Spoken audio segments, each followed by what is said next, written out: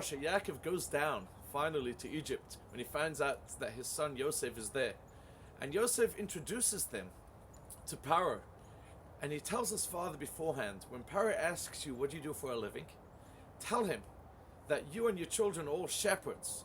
But we assure Paro that you're going to move to Goshen, the outskirts of the city.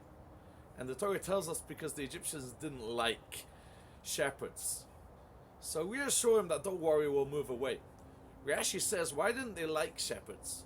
Because they used to serve sheep as the idols. They looked at the sheep as their gods, and they worshipped the sheep, and therefore they didn't like them.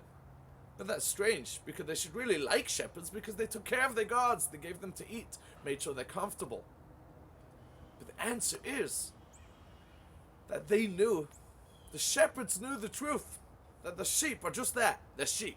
They eat and act like sheep. There's nothing too godly about that.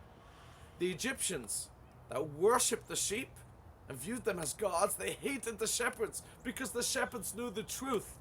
And they didn't want to be faced with that reality, to know that this is just nothing behind it. It's only sheep. That's why they hated them. How sad is that? When you don't want to face the reality, living in denial, hating someone because they know too much, because they know the truth. Look at the contrast. When Yosef revealed himself to his brothers, and he said, I'm Yosef. 22 years. We haven't seen each other. You thought I'm dead. You're bowing down now to me, as I'm the king. And I want you to go down to Yaakov, our father, and tell him I'm alive. You know what's going to happen?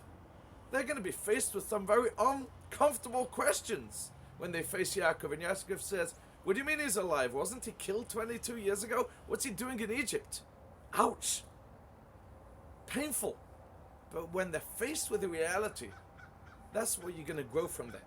You know you made a mistake, you'll own up, and that will bring you to a better place. We have to ask ourselves that tough question. Are we afraid to go to certain places because that might wake us up to where we are in life? Are we afraid to do certain things or talk about certain topics? Or don't go there because I don't want to face that. Let's not fall into the trap of the Egyptians by being afraid to face the truth. Hating someone because they know the truth. Let's be brave. Face the truth. Look at reality. And stop living in denial if you want to have a real good life. It may be tough, but that will bring you to an awesome place. Thank you and good Shabbos.